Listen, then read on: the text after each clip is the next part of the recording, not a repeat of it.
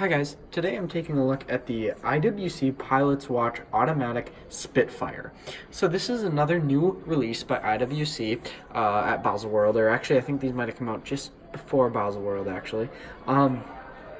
And so this watch is part of their new Spitfire collection, where they're kind of taking, I guess, some historical aspects from the Spitfire fighter and then incorporating it into kind of the Pilot's Watch collection. So that just comes from kind of the army green colored strap with actually the leather on the inside as well.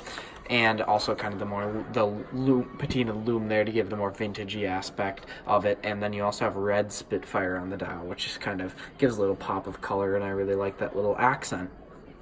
So going over the dial of this watch, you can see legibility is king here. I mean, it is an extremely legible dial, and that's because it's a military style dial. That's what they designed this watch after, because this is supposed to be kind of a military watch. So looking at all the indexes are extremely clear. I usually don't like patina loom on a watch, but this watch it's mainly not patina, and they just kind of do some accents on 12 o'clock, 3, 6, 9, and then the hands. So it's not a huge problem for me on this watch, but I wish they would always keep it.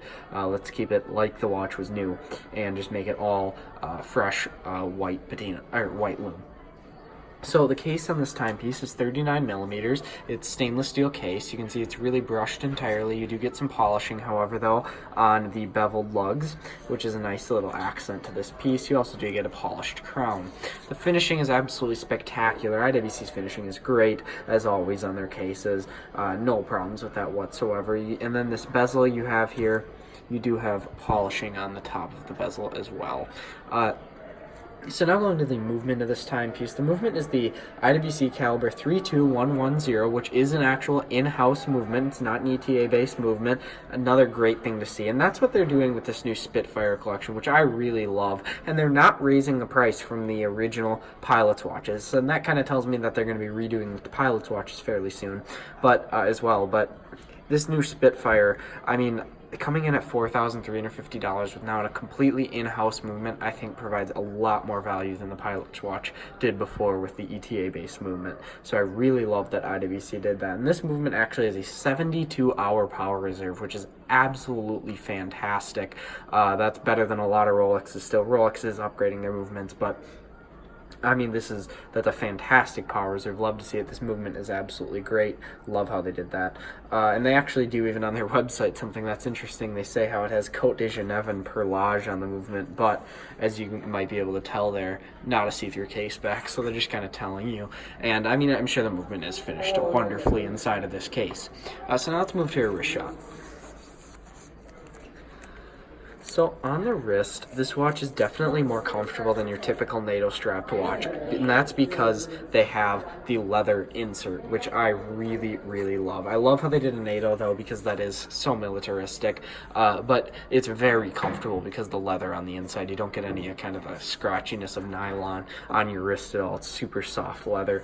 And they also do reinforce the nylon around the holes where the pin buckle goes through, which is another great thing to see, is those can really kind of get worn down over time and start to fray, but since they reinforced it with that, I believe it's a kind of, I can't really tell if it's real leather or kind of rubber. It feels like it's leather, and it's kind of an army green leather, but that would just make it hold up so much longer than if it didn't have that, which is a great thing to see as well. The pin buckle also very high quality. I love how IWC finishes all their pin buckles. They do polishing and brushing on them. They really put a lot more attention into that than I think a lot of other manufacturers do, which I think is great. So overall, I think if you're looking for kind of like a military field style watch at around the $4,000 price point, I think that this is great. I mean, that price still for a three-hand watch, I think, is maybe a little high, but since they brought that in-house movement in here, I think that just adds a lot of value to this watch. Because if you're comparing this to Rolex, actually, the entry-level Rolex sports watch is the Rolex Explorer, and that's going to come in at I believe over $6,000. Actually, I believe it's $6,550. And if you're looking at the Oyster Perpetual, that's going to come somewhere in the mid-fives. So if you're actually comparing this to Rolex, and those don't actually even have dates, so you're getting a date, in-house movement, more power reserve than those watches actually have, and you're getting it for $1,000 less. So I think the value actually is great on this timepiece. You don't get a bracelet on this particular model.